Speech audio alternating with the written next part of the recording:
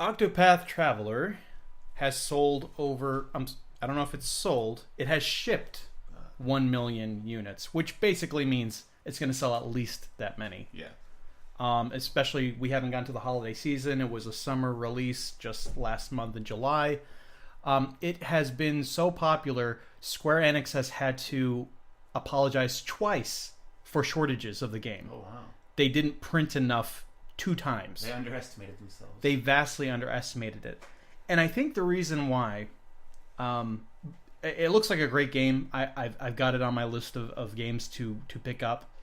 I have been totally addicted to the soundtrack. In fact, I encourage you on YouTube, type in Octopath Traveler OST. There's like a 90 video playlist, and just put that on there, and it's incredible. I've been listening to it for the past 2 weeks. I've probably listened to it 3 times all the way through, and I'm not tired of it yet. It's incredible. It's especially if you just like game soundtracks like this. It's one of the best ones I've heard in years, and that's actually what got my attention with it. But it has a very unique art style. All the sprites are. It takes place in kind of this 3D diorama style. It's interesting. It's like Paper Mario. Think Paper Mario, but with all the textures being like 16-bit textures with incredible looking like atmospheric effects. It's also like an anime art style, right? Yeah, it's a traditional like 16-bit RPG art style. With really, I love the art style too. That's just of the illustrations of the characters. That's probably what I was thinking of. It kind of reminds me of I think it's called Dragon's Crown, that one beat 'em up game that was done by Atlas. I think it's called Dragon's Crown. It nothing to do with Square Enix, but it's just kind of like with the muted colors, it looks like that. But it's got a fairly interesting battle system, but it very much harkens back to the 16-bit RPG glory days. And it's interesting that Square Enix didn't think it was going to sell all that well, because this is considered a mid-grade game for them. Like, it's not considered AAA. It has voice acting in it. A good voice acting, by the way, based on what I've played of the demo. So the audio is amazing, and you've got an art style that it looks beautiful. It's made in Unreal Engine 4, believe it or not. So many games use Unreal Engine 4. Dragon Ball FighterZ uses Unreal Engine 4. I think pretty much anything Square Enix does nowadays is built in that engine, and it's just such a flexible engine that we get this retro-inspired looking game. I think there's a part of the game where you're in, where it's snowing, and they have like these blue like crystals just kind of floating in the air that looks gorgeous. I really think that there's this need, though, this hole from in gaming today, though, that is lacking these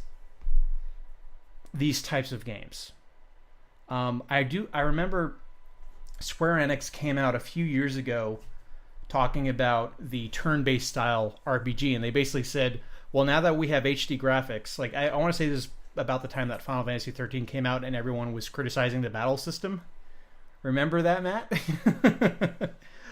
And how, and not just the traversal, because the traversal was like, oh, it's corridor walking. Yeah, the Final Fantasy hallway. Final Hallway 13. Yeah. And that's a fair criticism of the game. You can, it's so weird that you take something that was so open and be like, nah, you're going to be laser focused going down this path, and it doesn't open up until you're 90% done with the game. Kind of weird. And people, I want to say they were interviewed and they were asked, like, do you ever think we're going to go back to, turn-based style games? And they said, well, now that these games look so realistic now, it wouldn't make much sense to do that. And I think this game single-handedly has proved them wrong. Because and I feel like, I love the fact that this game is such a success. Because it shows that not every gamer needs to have blistering, cutting edge graphics. If you put a lot of effort into it, as they obviously did with the score, the soundtrack for the game, you get, if you're gonna have voice talent, make it good. Don't make it campy. Make it, and I feel like Square has always done at least a decent job with voice acting in their games. Say what you will about any of the voice acted Final Fantasy games, I feel like they're fantastic. All the voice acting done. It just shows if you put quality into a game, people are going to want to buy it. Especially when we haven't had, you may not want to play Final Fantasy 15. You may not want to play an online RPG like Final Fantasy 14. I'd say, Matt, you've played some old school RPGs in the past, right? Mm-hmm. I know you kind of grew up during the N64 era, but what games did you play that you'd be like, yeah, I'd love it if they brought that style back, that kind of fit in this genre?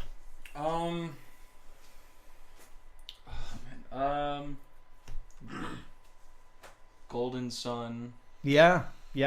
There was a DS game that came out.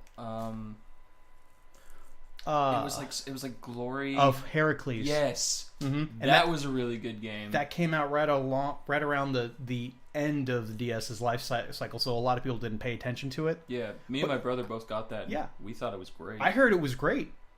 I love what they're doing, and this hasn't been announced for the US, but I hope it does come out, and if it does, I might actually get it.